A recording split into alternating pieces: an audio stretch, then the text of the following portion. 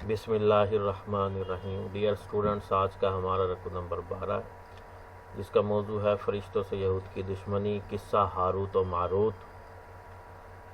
یہود دشمن تھے جبرائیل علیہ السلام کے۔ یہودی سمجھتے تھے کہ وہ ہمارا دشمن ہے جبرائیل علیہ السلام۔ جبرائیل علیہ السلام کے دشمن ہے یہودی۔ روح الامین لقب ہے حضرت جبرائیل علیہ السلام کا۔ حضرت جبرائیل علیہ السلام کا کام ہے اللہ کا پیغام پیغمبروں تک پہنچانا۔ حضور اکرم صلی اللہ علیہ وسلم تشریف لا چکے ہیں، آخر نبی خاتم الرسول۔ اب نبوت کا سلسلہ حضور صلی اللہ علیہ وسلم پر ختم ہو چکا ہے، تو اب حضرت جبرائیل علیہ السلام کا یہ فرائض منصبی جو ہے وہ اختتام پذیر ہے۔ وحی کا فرشتہ ہے جبرائیل علیہ السلام، اور جو کوئی جبرائیل علیہ السلام اور میکائیل علیہ السلام کا دشمن ہے تو اللہ بھی دشمن ہے کافروں کا۔ اصل میں سلسلہ کچھ یوں ہے کہ یہودیوں کو یہ اعتراض تھا کہ حضور اکرم صلی اللہ علیہ وسلم کو آخری نبی کیوں بنایا گیا۔ آخری نبی جو ہے وہ بنو اسماعیل میں سے نہ ہو بلکہ بنو اسحاق میں سے ہو۔ تو انہوں نے ایک اعتراض یہ کیا کہ جی اس کے اندر جو غلطی ہے وہ جبرائیل علیہ السلام کی ہے، کیونکہ وحی کے فرشتے حضرت جبرائیل علیہ السلام ہیں۔ تو انہوں نے یہ کہنا شروع کیا کہ جی جبرائیل علیہ السلام کو اللہ تعالیٰ نے بھیجا تو بنو اسحاق میں تھا، لیکن وہ اپنی مرضی سے بنو اسماعیل میں جا کر حضور اکرم صلی اللہ علیہ وسلم کو وحی پہنچاتے رہے۔ تو اس لیے انہوں نے حضرت جبرائیل علیہ السلام کو اپنا دشمن قرار دیا اور حضرت میکائیل علیہ السلام کو جو ہے اپنا دوست قرار دیا۔ اب قرآن مجید کے اندر اللہ تعالیٰ نے اس چیز کی وضاحت کی کہ فرشتے جو ہیں وہ اپنی مرضی سے کچھ نہیں کرتے، وہ تو اللہ کا حکم بجا لاتے ہیں کہ اللہ تعالیٰ نے جو ان کو حکم دیا جس کے پاس بھیجا وہ انہی کے پاس گئے۔ یہودی ابن اللہ کسے کہتے ہیں؟ ابن اللہ کہتے ہیں اللہ کا بیٹا۔ تو یہودی حضرت عزیر علیہ السلام کو اللہ کا بیٹا قرار دیتے ہیں۔ تورات جو یہودیوں کی کتاب ہے وہ کئی مرتبہ، کم از کم 7 مرتبہ جو ہے وہ تباہی کا شکار ہوئی حالات زمانہ کے پیش نظر۔ حضرت عزیر علیہ السلام اپنے وقت کے نبی ہیں، انہوں نے اپنی یادداشت سے تورات کو لکھوا دیا، تو ان کے بعد یہودیوں نے ان کو خدا کا بیٹا قرار دینا شروع کر دیا۔ حضرت عزیر علیہ السلام کو اللہ کا بیٹا قرار دیتے ہیں یہودی۔ قصہ ہاروت و ماروت۔ اس نبی کا نام بتائیے جو جنات پر بھی حکومت کرتے تھے؟ حضرت سلیمان علیہ السلام، ان کے جنات پر بھی حکومت تھی۔ کس نبی بادشاہ کے ملک میں اللہ تعالیٰ نے 2 فرشتوں ہاروت و ماروت کو بھیجا تھا؟ اب نبی بھی اور بادشاہ بھی یہ حضرت سلیمان علیہ السلام ہیں۔ اللہ تعالیٰ نے ان کو دونوں خصوصیات دی کہ یہ نبی بھی تھے اپنے وقت کے اور بادشاہ بھی تھے۔ تو یہ حضرت سلیمان علیہ السلام کے دور میں 2 فرشتوں کو اللہ تعالیٰ نے بھیجا تھا، ہاروت و ماروت کو۔ حضرت سلیمان علیہ السلام ڈیش کی طرف اللہ کے رسول تھے، یہودیوں کی طرف اللہ کی طرف سے رسول بنا کر بھیجے گئے تھے حضرت سلیمان علیہ السلام۔ ہاروت و ماروت کس شہر میں اتارے گئے، یا ہاروت و ماروت کو اللہ تعالیٰ نے کہاں بھیجا؟ اللہ تعالیٰ نے بابل میں ہاروت اور ماروت کو بھیجا تھا۔ ہاروت و ماروت آئے بابل میں، بابل کے مقام پر آنے والے فرشتوں کے نام ہاروت اور ماروت۔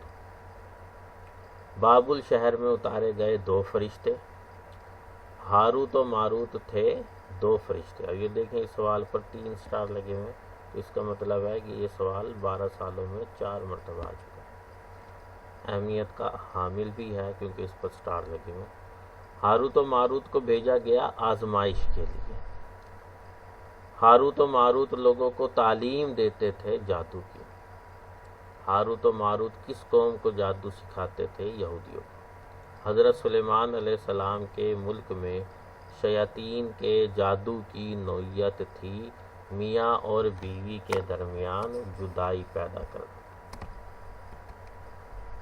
ملکین سے مراد ہے 2 فرشتے، المرئی کا معنی ہے آدمی۔ اصل میں سلسلہ کچھ یوں ہے کہ جو حضرت سلیمان علیہ السلام کے دور کے اندر یہودی تھے، وہ معجزے اور جادو کے اندر تفریق نہیں کرتے تھے، تو اللہ تعالیٰ نے ان کی آزمائش کے لیے 2 فرشتوں کو بابل شہر کے اندر اتارا، جو ان کو جادو سکھانے سے پہلے روکتے تھے کہ دیکھو یہ کفر ہے، اگر تم یہ چیز سیکھو گے تو آخرت میں تمہارا کوئی حصہ نہیں ہوگا۔ اور وہ لوگ پھر بھی وہ چیز سیکھتے تھے جس سے اللہ تعالیٰ نے ان کو روکا تھا۔ اور معجزہ وہ چیز ہوتی ہے جو اللہ کی مدد سے ہوتی ہے، اور اللہ کے خاص بندے ہی وہ معجزہ دکھا سکتے ہیں۔ حضرت داؤد علیہ السلام کے بیٹے تھے حضرت سلیمان علیہ السلام۔ رکوع نمبر 3، یہود کی گستاخی، ناسخ اور منسوخ، رائنا اور انظرنا۔ بہت اہم ٹاپک ہے، جس طرح ہاروت اور ماروت بڑا اہم ٹاپک تھا، اسی طرح اس صورت کے اندر رائنا اور انظرنا کا ٹاپک بھی بڑا اہم ہے۔ اہل ایمان کو نبی علیہ السلام کے لیے کون سا لفظ بولنے سے منع کیا گیا ہے؟ رائنا۔ سورۃ البقرہ میں لفظ ڈیش حضور صلی اللہ علیہ وسلم کے لیے استعمال کرنے سے روکا گیا ہے، رائنا۔ اے ایمان والو نہ کہو ڈیش رائنا۔ کون سا لفظ اللہ تعالیٰ نے نبی صلی اللہ علیہ وسلم کے لیے ناپسند فرمایا؟ رائنا۔ اللہ رب العزت نے نبی صلی اللہ علیہ وسلم کے لیے کس لفظ کے بولنے کی اجازت مرحمت فرمائی؟ انظرنا۔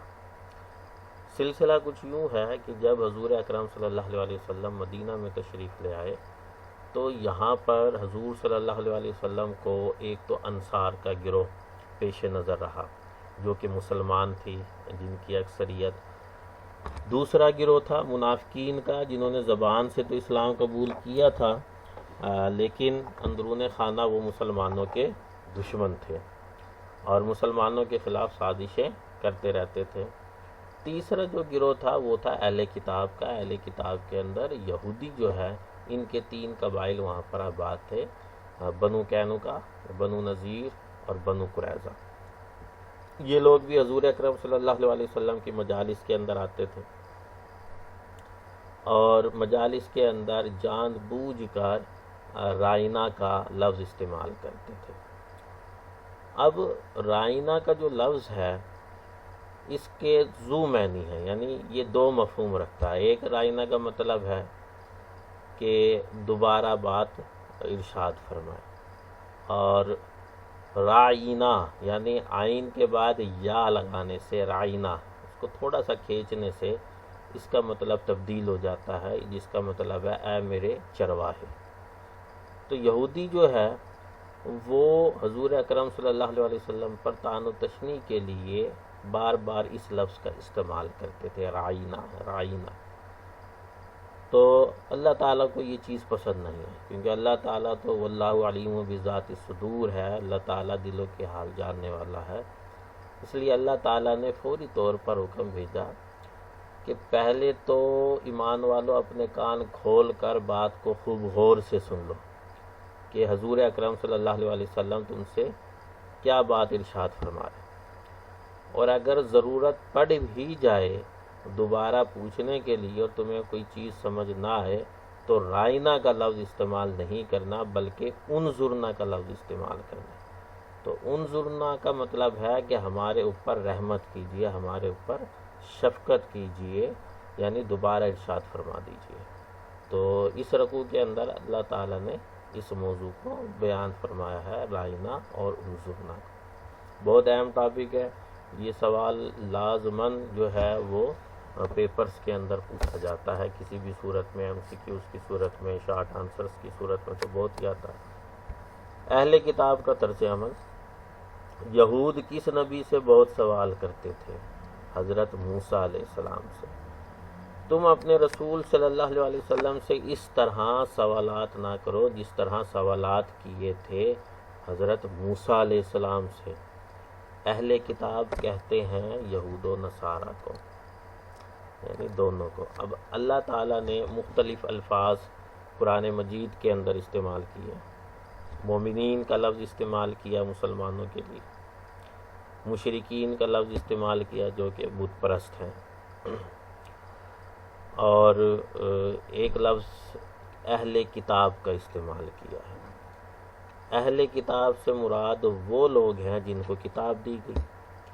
اب کتاب جن کو دی گئی اس کے اندر دو گروہ حضور صلی اللہ علیہ وسلم کے سامنے تھے۔ ایک تو یہود کا گروہ جن کو تورات دی گئی اور تورات کے حامل تھے، اور دوسرا گروہ تھا نصارت کا جو انجیل کے حامل تھے۔ تو قرآن مجید کے اندر جب بھی ان دونوں گروہ کو اکٹھے مخاطب کیا گیا ہے تو ان کو اہل کتاب کہا گیا ہے۔ تو اہل کتاب سے مراد یہود اور نصارہ ہو گئے، اور جب بھی الگ الگ مخاطب کرنا ہوگا تو یہود کو بنی اسرائیل کہا جا رہا ہوگا، یہودی کہا جا رہا ہوگا، نصارہ کو جو ہے وہ نصرانی کہا جا رہا ہوگا، نصارہ کہا جا رہا ہوگا۔ لیکن جب دونوں گروہ کو اللہ تعالیٰ نے قرآن مجید کے اندر مخاطب کیا تو اہل کتاب کے لفظ سے کیا۔ اہل کتاب اور مشرکین نہیں چاہتے کہ تم پر تمہارے رب کی طرف سے نازل ہو بھلائی۔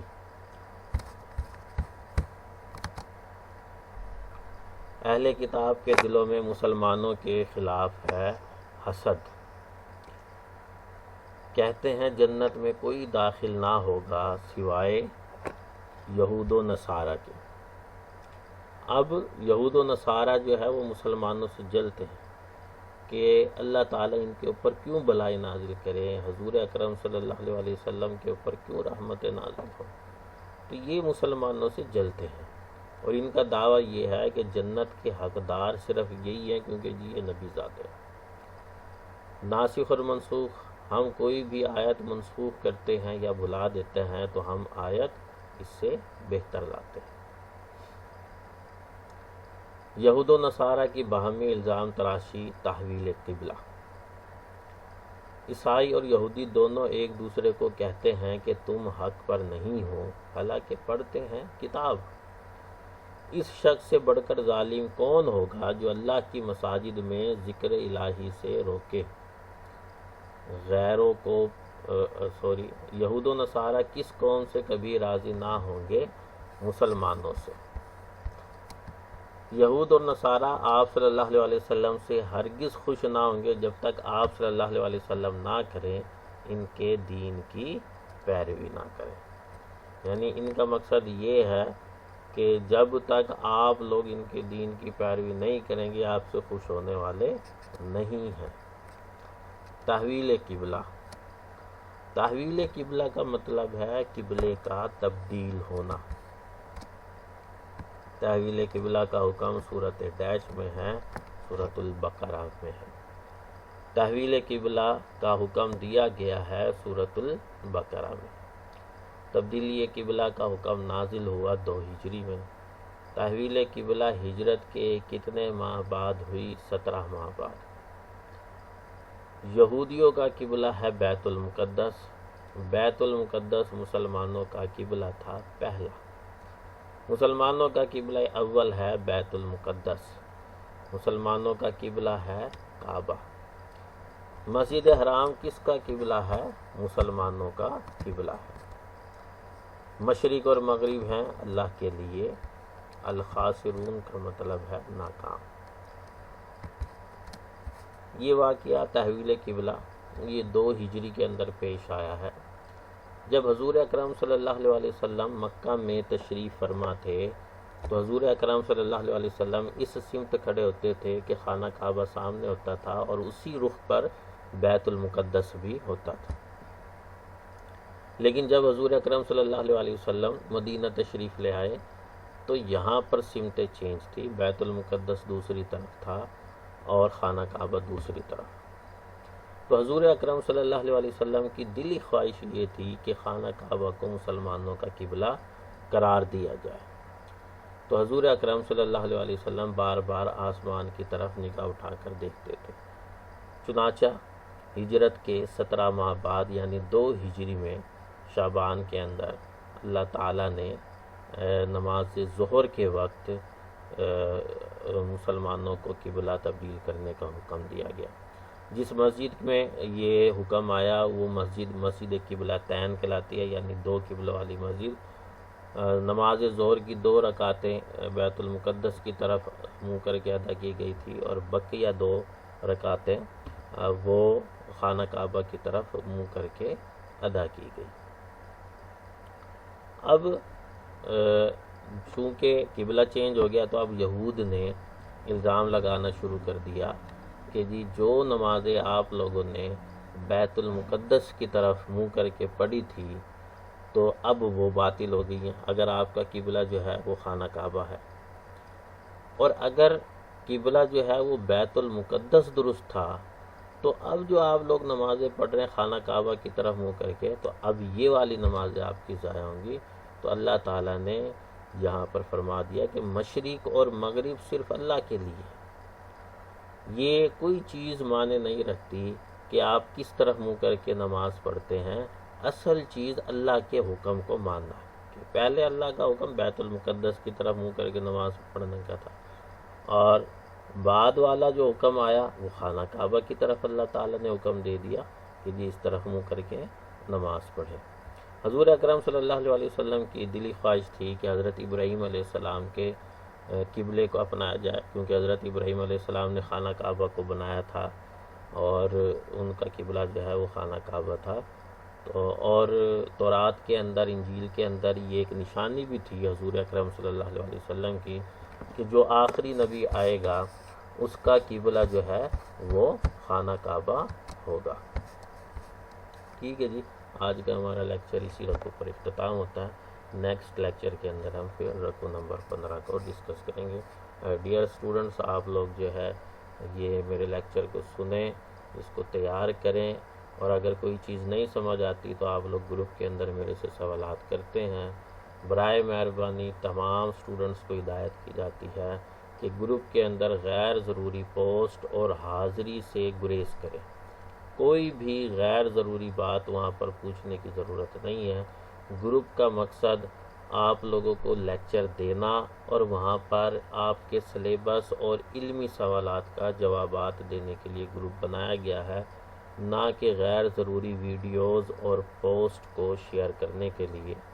تو اس چیز سے آپ تمام اسٹوڈنٹس جو ہیں وہ اعتراض کریں، اور نیکسٹ جو ہے یہ اس قسم کی کسی بھی اسٹوڈنٹ کی طرف سے غیر ضروری پوسٹ کی مجھے شکایت موصول نہ ہو۔ ٹھیک ہے جی، اللہ حافظ۔